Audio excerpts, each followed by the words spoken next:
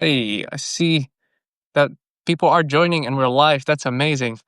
Welcome, everyone. So we're doing another live stream. David, you and I did a live stream, I think it was 2 weeks ago, and it was awesome. It was a great session. We had a lot of people asking us a bunch of cool questions. So I really hope people will be asking us a lot more questions this live session. But yeah, just to kick things off, we have a pretty cool announcement that here at Right Build Scale, this Thursday, we are hosting a free masterclass, a Substack growth masterclass, and David is one of our amazing partners helping us promote this masterclass. It's completely free to sign up, and if you're looking to grow your audience and your income on Substack, then I highly recommend signing up for the webinar. I will share the link actually here in the chat in a second. David, how's it going, man? It's going well, Yara. Yeah, all good. It's really good to chat to you again. And yeah, your webinar sounds amazing. I know you've done it a couple of times now, and people always really get a lot out of it and really enjoy it. So it should be great. The last time we did it was in May, and we went on for 90 minutes. So it's them doing the masterclass itself, and then I jump on with the Q&A, and we went on for 90 minutes, so almost 2 hours. It was so much fun having a bunch of people asking all kinds of questions. I just shared the link here actually in the chat for anyone looking to sign up, or message David directly because he has a special link. So yeah, let's talk about Substack. And David, I actually have a question for you first. Because I know that for a lot of relatively new writers, Substack creators, there's this maybe a bit of a dilemma, right? Being passionate about multiple different topics, having multiple different interests, and not really knowing like what to start with, what topic to start writing about. Do you think it's actually better for new writers to focus and really pick a niche, or actually first go a bit more broad and then figure out their niche and their audience along the way? Yeah, I think when you're starting out, it's good to not sort of put yourself into a box right from the start because it's just good to kind of understand the platform first and experiment a little bit and try things out.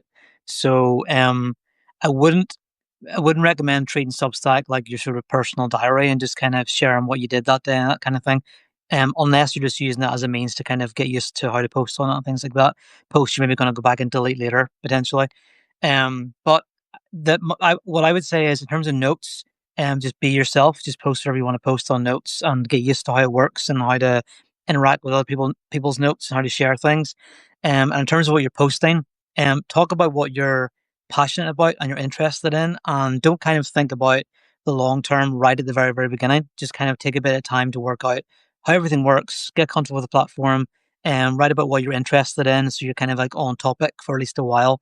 And you will draw people to you who are interested in that topic as well. You'll think that nobody else out there is interested in horror movies made in Ireland, for instance. That's a really random niche topic, but someone out there will be interested in that. So put out some content there about it and see if anybody wants to, be drawn to you magnetically, and then you can sort of figure out your long term plan after that. Yeah, I totally agree. I would also say that, it can be such a big bottleneck if you don't really know what your niche should be.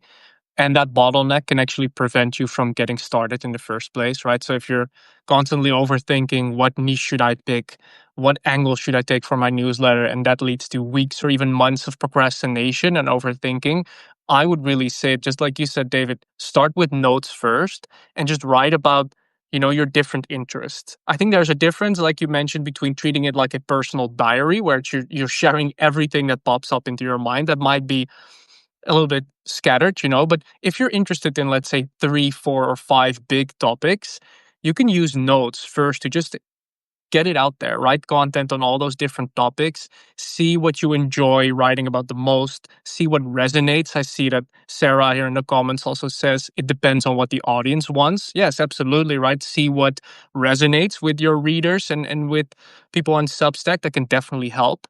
But that way you're at least getting started. You're at least getting more familiar with Substack as a platform. Hmm. Uh, David, was that for you when you started out on Substack? Was that actually like, did you doubt about what niche to pick, or was it pretty clear for you?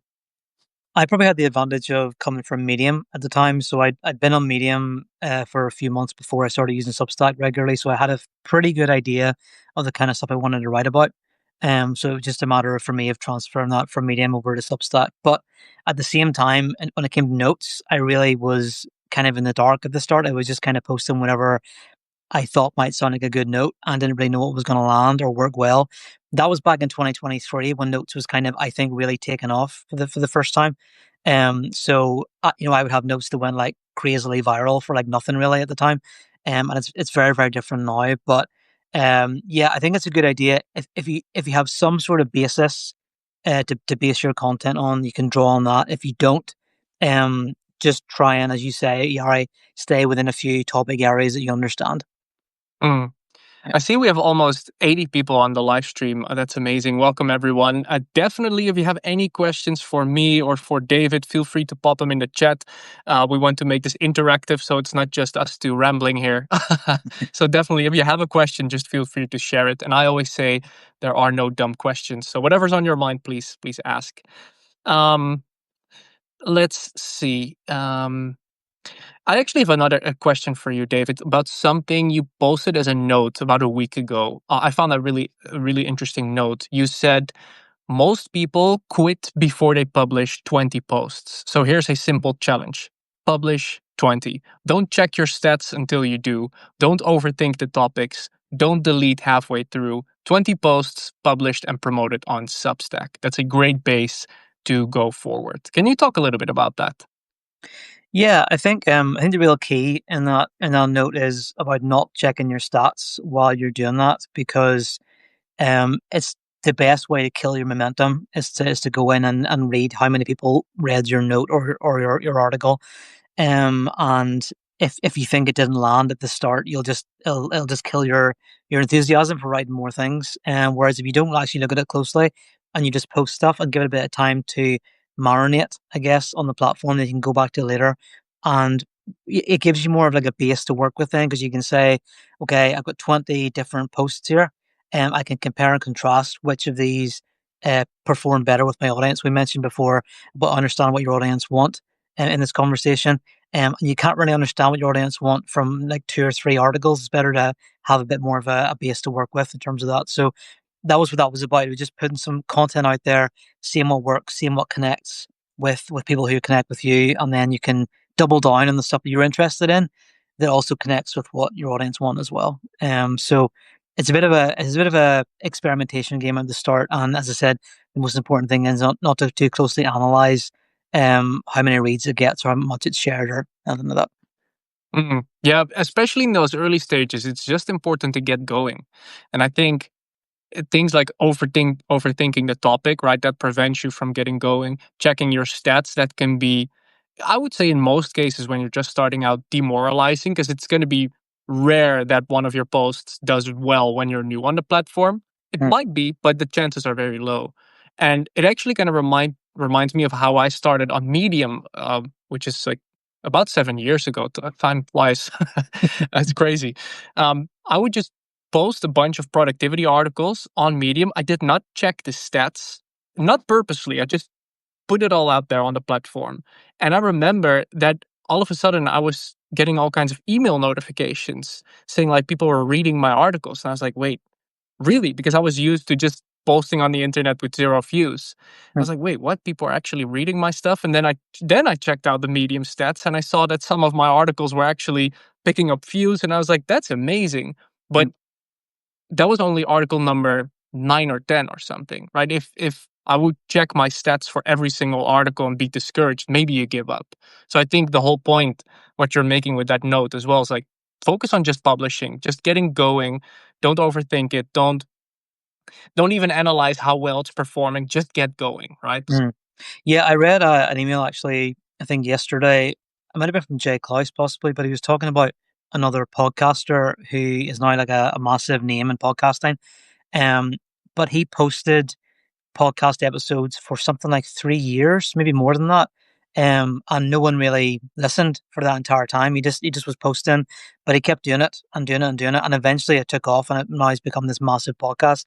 But he could have given up after like 5 episodes, and then he never would have reached the stage he's at now. So it's kind of similar with Substack. Excuse me, with notes and with posts. If you give up right at the start after 5 or 6 articles, they don't take off, or medium articles as well. You're never going to reach those levels potentially someday. So, I think you actually mentioned Yari in the podcast episode I put out with you guys yesterday. I think it was on Sunday or yeah. What day is this? Is this Monday or Tuesday?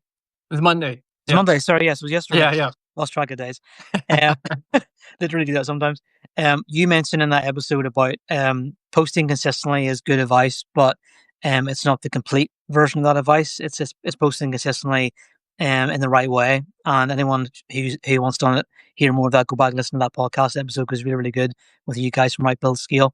But it's so true. It's do something consistently, whether it's posted on notes or articles, whatever. But try and once you've got that base of content, go back and look at it then and start to, from an early stage, after you've got maybe 20 posts, analyze and try and work out what your audience are looking for, what their pain points are, and then start to tailor your content more to match their interests and their needs. But definitely at the start, get some stuff out there first of all, like you did on Medium, and then go back and look at it after that. Hmm. Hmm. I see we're close to 100 people on the live stream. Welcome, everyone. Feel free to post your questions in the chat if you have any questions about growing on Substack, monetizing your Substack. Feel free to pop into the chat. We're happy to make this more of a Q&A.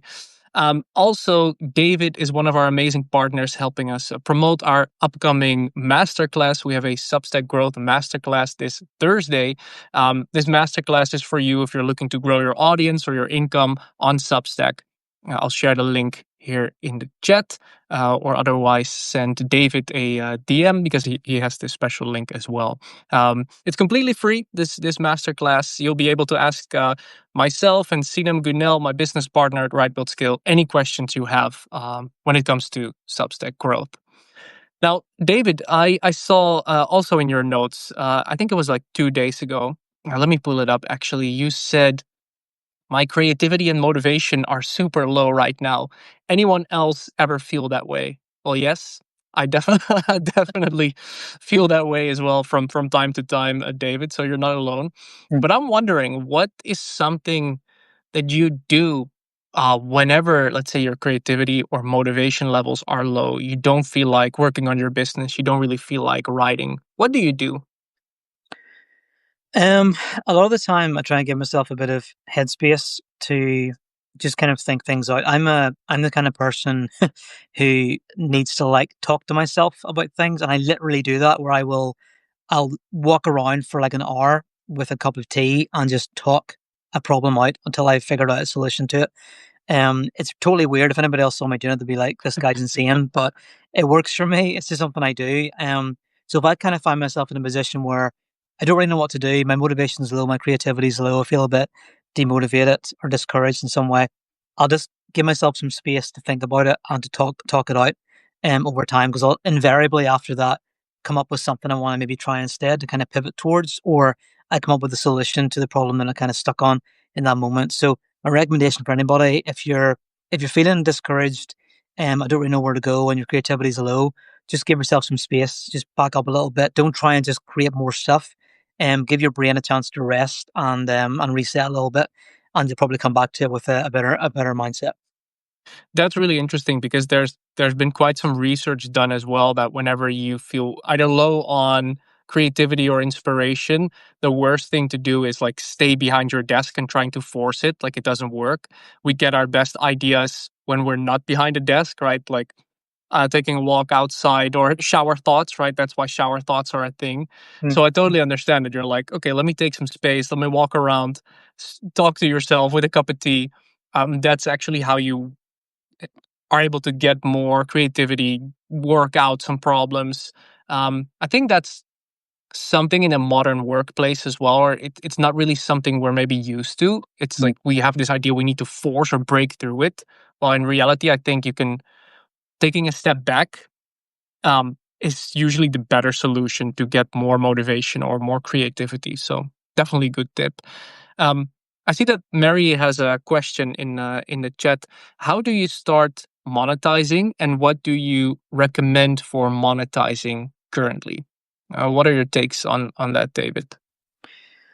In terms of starting to monetize, I think turn your paid tier on pretty early on, and people will become paid subscribers even based on your free content. They maybe want to support you. It does happen.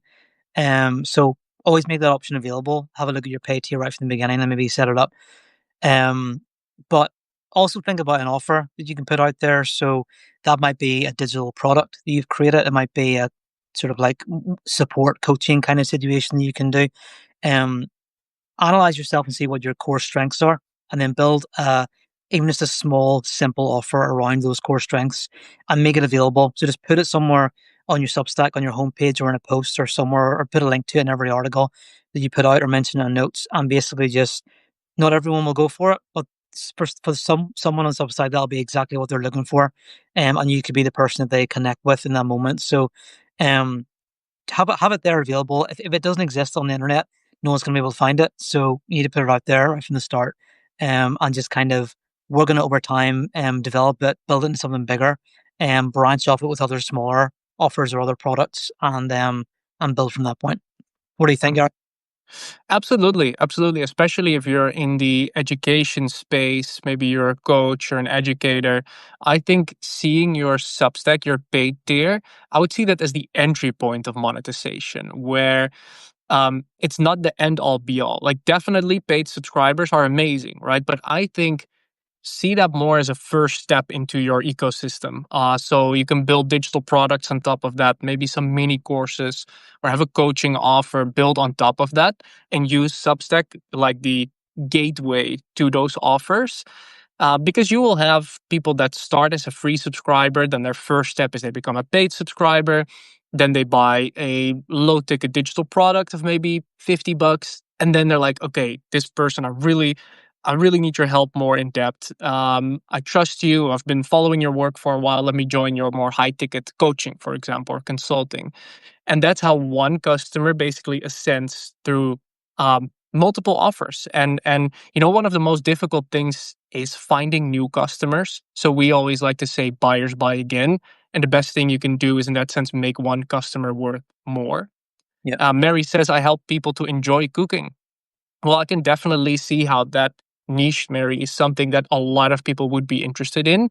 I think, especially if you can focus on a target audience, like who do you help enjoy cooking? Is it stay at home parents? Is it maybe busy people that want to do more meal prepping? Like, get clear on who you're helping. I think that would help set your publication apart. But definitely, cooking overall is a great niche to be in.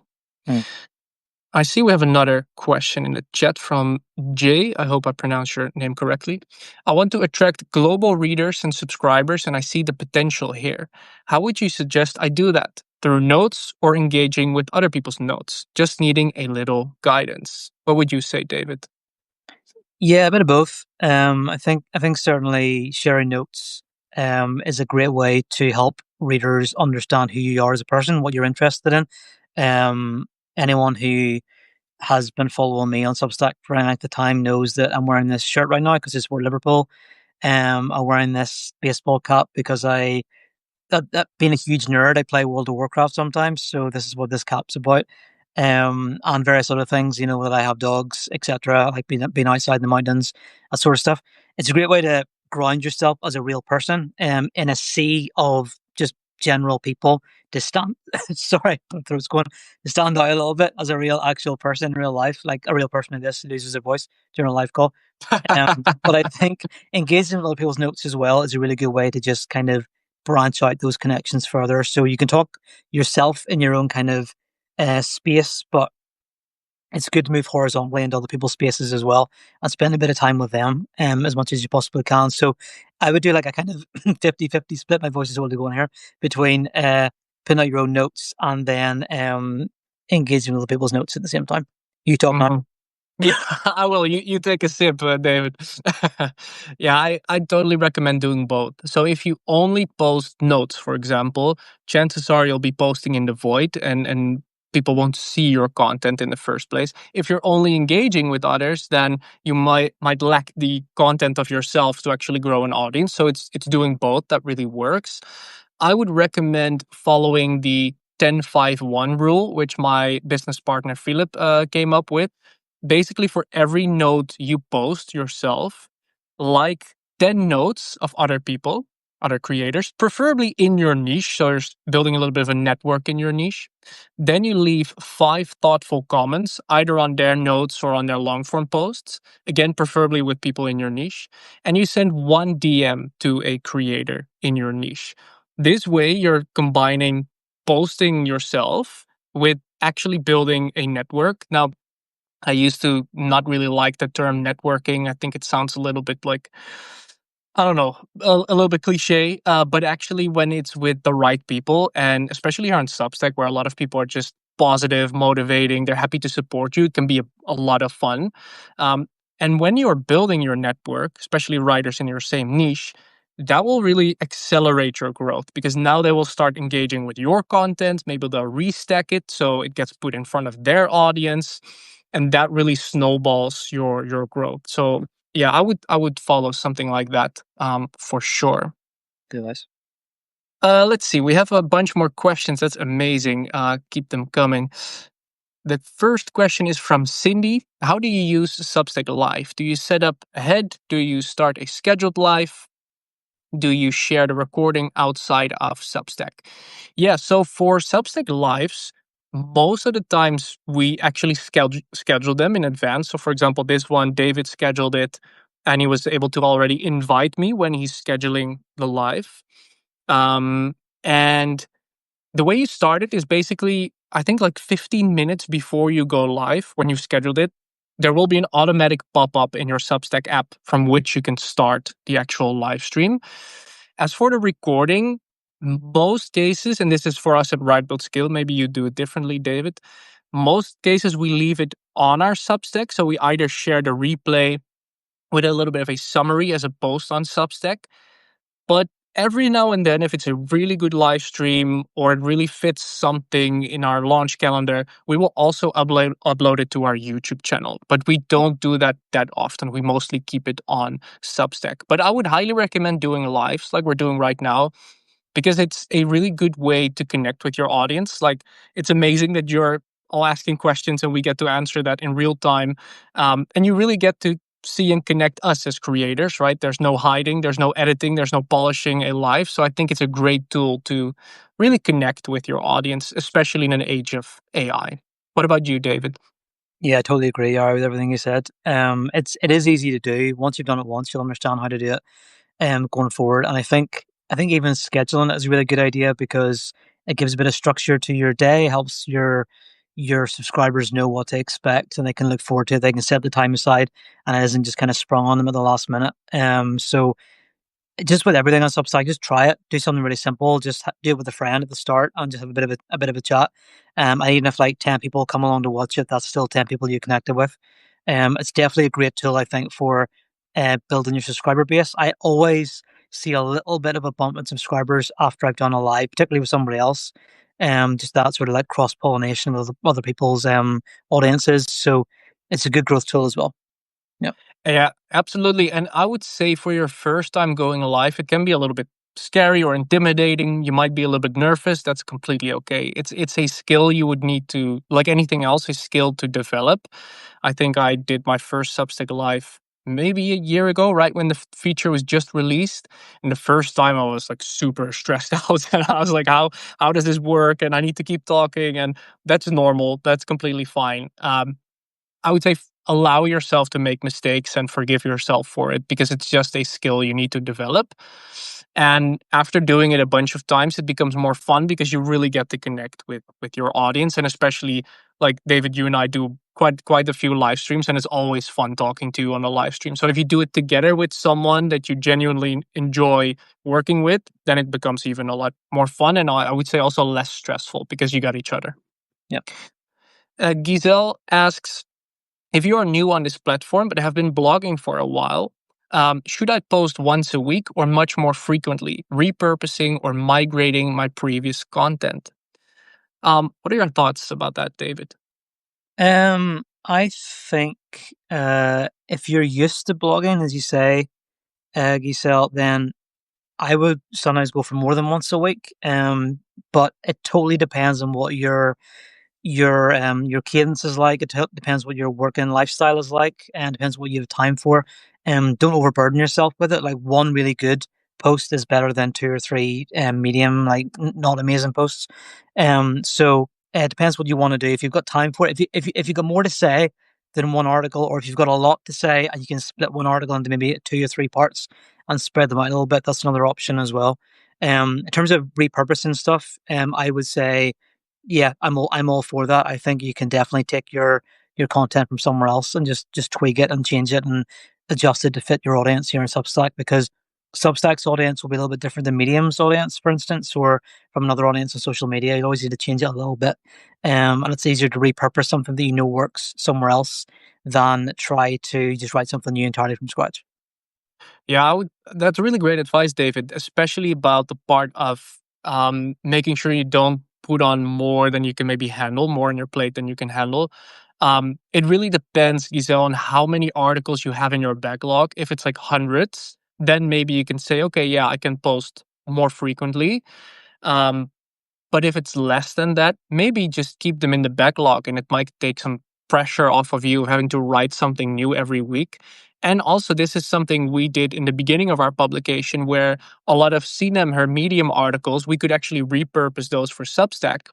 We didn't increase our publishing frequency, but we used that so that her time was freed up so she didn't have to write new articles to work on our backend and work on our offers and work on new products. So I'm not sure what niche you are in, but if maybe you think about creating digital products or courses or a coaching offer, you could also say, I'm just gonna maintain the same posting frequency like I'm already doing, and now use my older articles to post those, so you free up your time to maybe work more on those offers, or maybe spend more time on building a network, focusing on newsletter recommendations.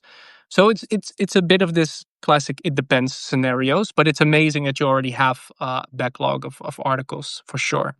It's good to have a backlog for the days when you feel stuck as well, and you can't really think of anything to do, and you go through those periods of low motivation, low creativity. If you've got a backlog, you can just draw on that instead of having to create something new. So it's definitely good to have that. Mm.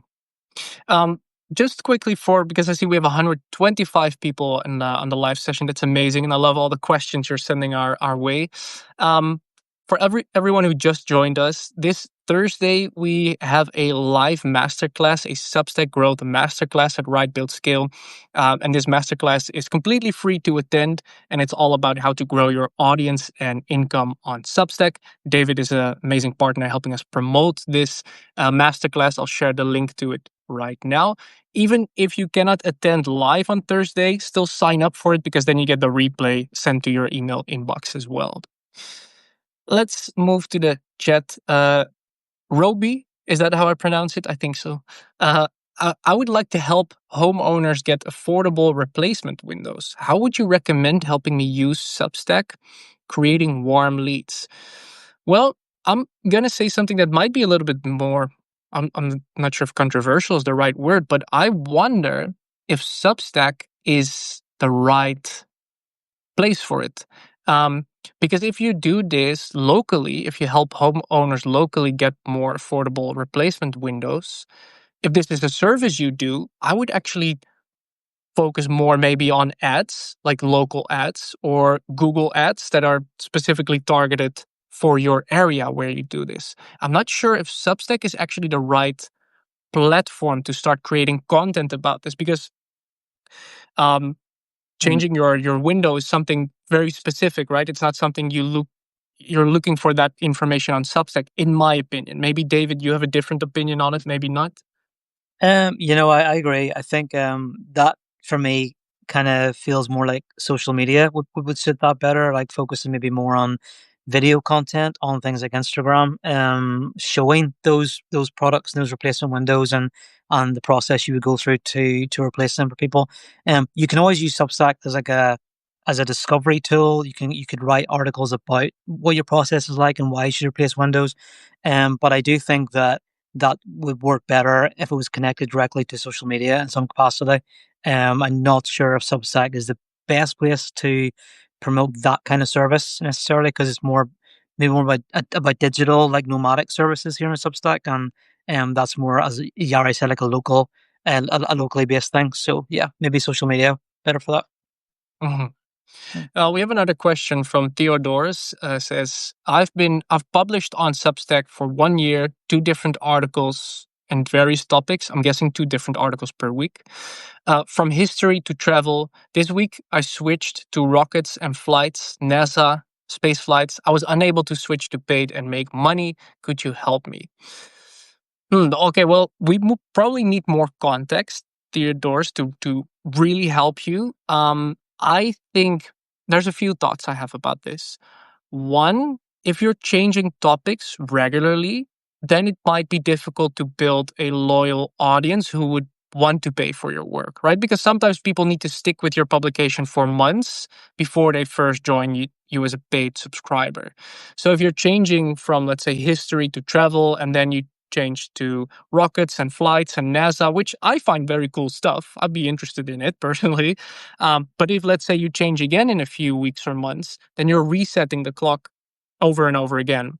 So I would, first of all, recommend sticking with one topic for a while. And second of all, really look at, why would someone pay me? If you're writing about stuff about NASA and space flights, why would someone pay you?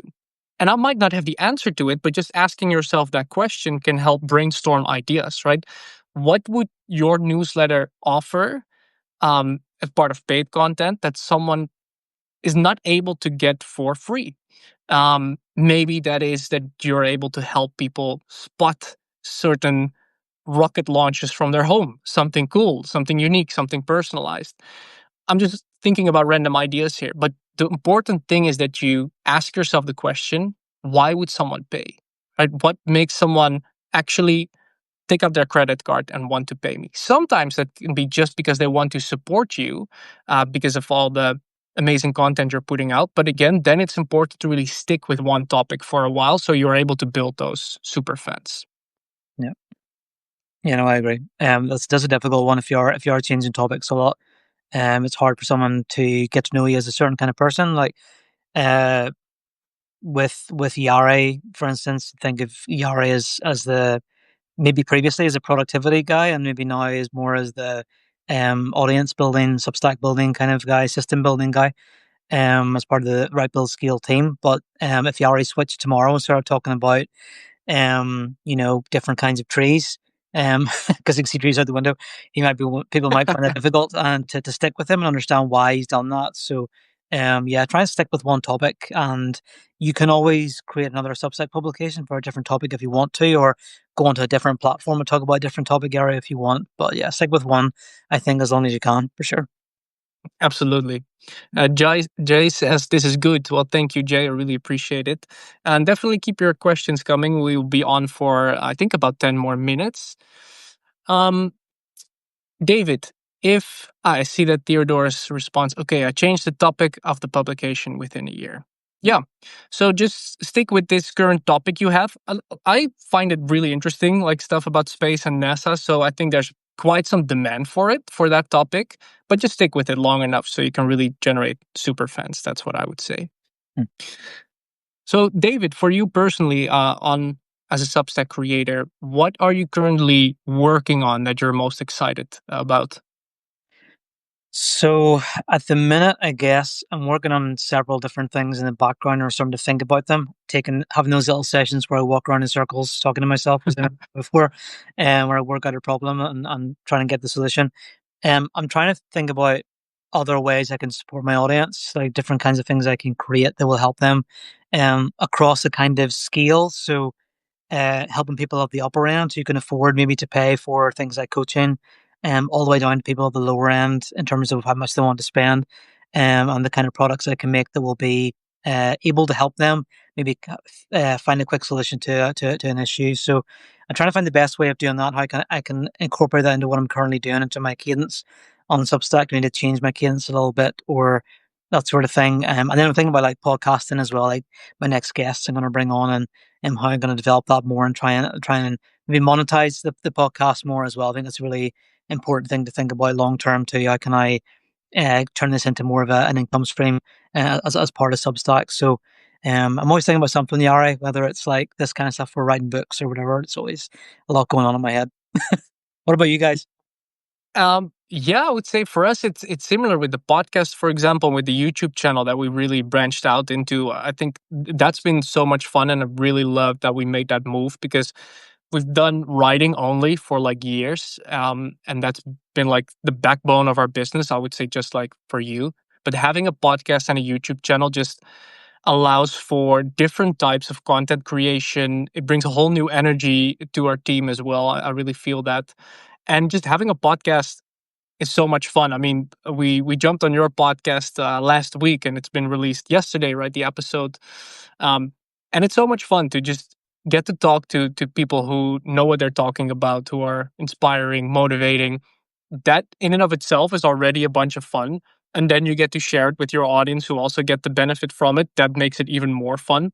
Mm. And maybe we could talk a little bit about that, about podcasting on Substack, because I know for a lot of people, starting a podcast is a little bit like writing a book. It's this dream, but maybe they don't really get started.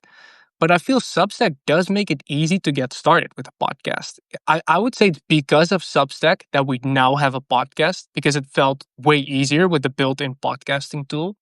Yeah. When you just started your podcast, was that something you like already planned to do, or was it also because Substack kind of inspired that? Yeah, a bit of both. Substack made it so easy. I've been sort of toying with the idea of having a podcast for years.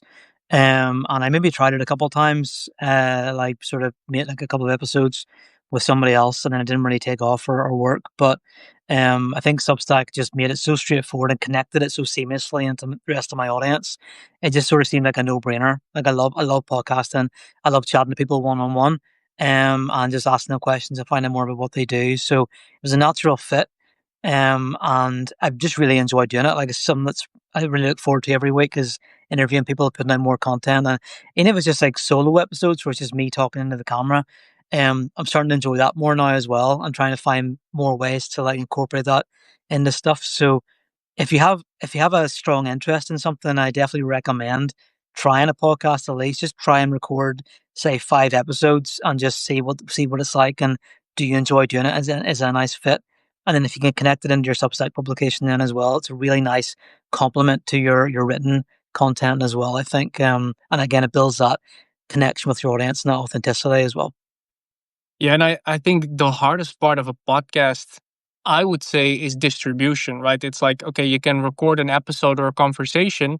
You have to figure out the specifics there maybe once, but then distribution is an issue. But because of the fact that it lives on your Substack publication, that distribution is built in, which I think makes it really, like you say, it's like an add-on to your publication, right? It's like people can read your work, but now they can also listen to you on the go while they're walking outside, or they're in the gym, or they're driving in the car. Like it's another touch point with your audience, and a completely different touch point. And Mm. actually, David, I wanted to thank you because you've been a large inspiration for us to actually start the podcast. After having done the first interview about mini courses a few months ago, I was like, this was so much fun. We should have a podcast of our own. So I really wanted to thank you for the inspiration there. No problem. No, it was really good to chat with you back then, and I've had obviously had you guys on individually and then collectively then on Sunday. So yeah, it's a really fun process, and I was inspired by other people's podcasts as well. So it's nice to kind of pass that along to you guys then as well. We've reached the end of the live stream. I would say we got 144 people on today. That was amazing. Thank you all for asking your questions. I'll just share the link to the Substack Growth Masterclass one more time. Again, it's completely free to attend. And if you cannot make it live, it's this Thursday. But if you cannot make it live, also sign up, because then you get the replay sent to your email inbox. You can always send David a message if you want to join the masterclass, because he has the special link, which is also in the chat right now. David, thanks so much, man, for doing this live. It was a bunch of fun again. Yep, always is. Yeah, all right. It's always good to talk football before we go live as well and sort of catch up about the latest results and things too. Talk about Liverpool mostly, yeah. Yeah, it is good. Not so much this time though. Amazing. All right. Thank you all. Yeah, thanks guys. Bye bye. Bye bye.